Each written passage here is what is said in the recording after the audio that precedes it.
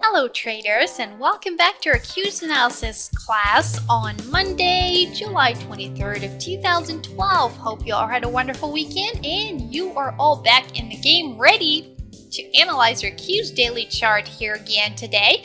So let's get started. Let's take a look at our Q's chart and let's see what we see happening here today. Wow, what a huge drop on the markets here today to that lower area support. We're dropping big time on the Qs, getting stopped at the 50-day moving average, which you see here in dark red. That was our area of support. That was a really important one to watch. And beautifully, we're bouncing off of it, continuing higher, getting stopped at another area of resistance right here this time, where you see this blue trend line coming up, and then also the pink moving average and 6350 mark, which is our magic number. And we've talked about this already so many times, so you should already know that this number is really important for you to remember.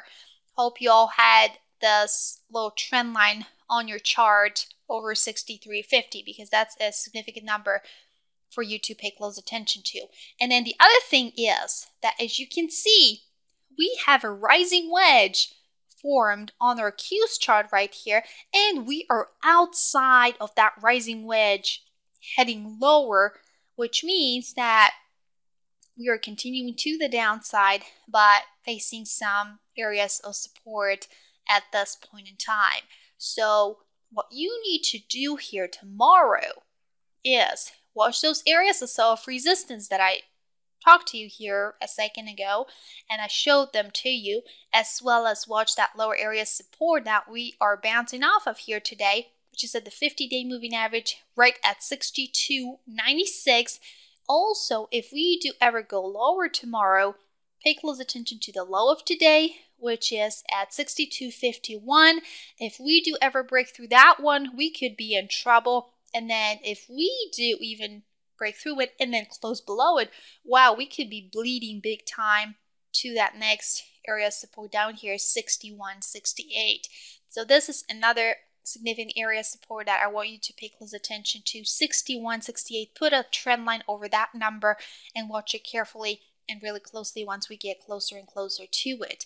And then also pay attention to those moving averages that I mentioned to you, the pink one right here, and then the dark red, which is the 50-day moving average, and then also the low of today again, 62.51, and then 61.68.